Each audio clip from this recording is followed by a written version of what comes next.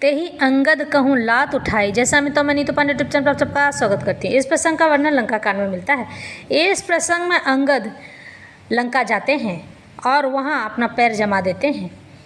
ते ही अंगद कहूँ लात उठाई, गही पद पटके भूमि भवाई। निशिचर निकर देखी भट्ट भारी, जाता चले न सकही पुरारी। एक एक सन मरुमुन कहई, समुझिता सुबद चुप करी रहई। भयउ कोलाहल नगर मझारी, आवा कपि लंका जही जारी।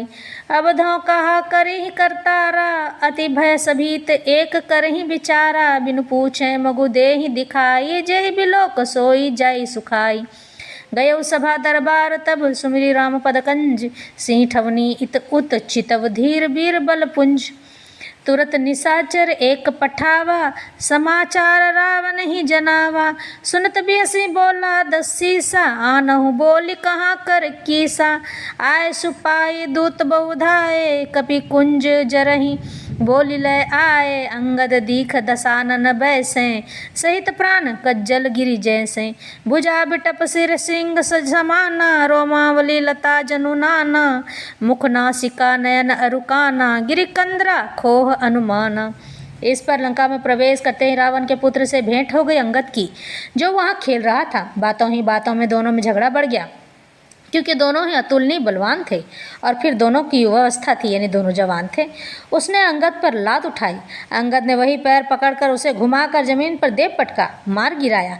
राक्षस के समूह भारी योद्धा देखकर जहाँ तहाँ भाग खड़े हुए। वे डर के मारे पुकार भी न मचा सके, एक दूसरे को मर्म असली बात नहीं बतलाते। उस रावण के पुत्र का वध समझकर सब चुप मार कर रह जाते हैं। रावण पुत्र की मृत्यु जानकर और राक्षसों की भय के मारे भागते देखकर नगर भर में कोलाहल मच गया कि जिसने लंका जलाई थी वही वानर फिर आ गया है।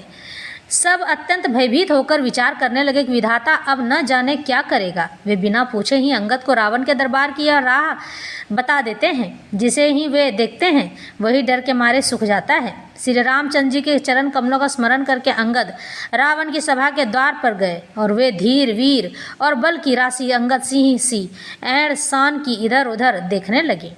तुरंत ही उन्होंने एक राक्षस को भेजा और रावण को अपने आने का समाचार सूचित किया। सुनते ही रावण हंसकर बोला, बुला लाओ, देखें कहाँ का बंदर है। आज्ञा पाकर बहुत से दूत दौड़े और वानरों में हाथी के समान अंगद को बुला लाए। अंगद ने रावण को ऐसे बैठे हुए देखा जैसे कोई प्राण युक्त सजीव काजल का पहाड़ हो। भुजाएं वृक्षों के और सिर पर्वतों के शिखर के समान है। रोमावली मानो बहुत सी लताएं हैं। मुंह, नाक, नेत्र और कान पर्वत की कंदराओं और खोहों के बराबर है।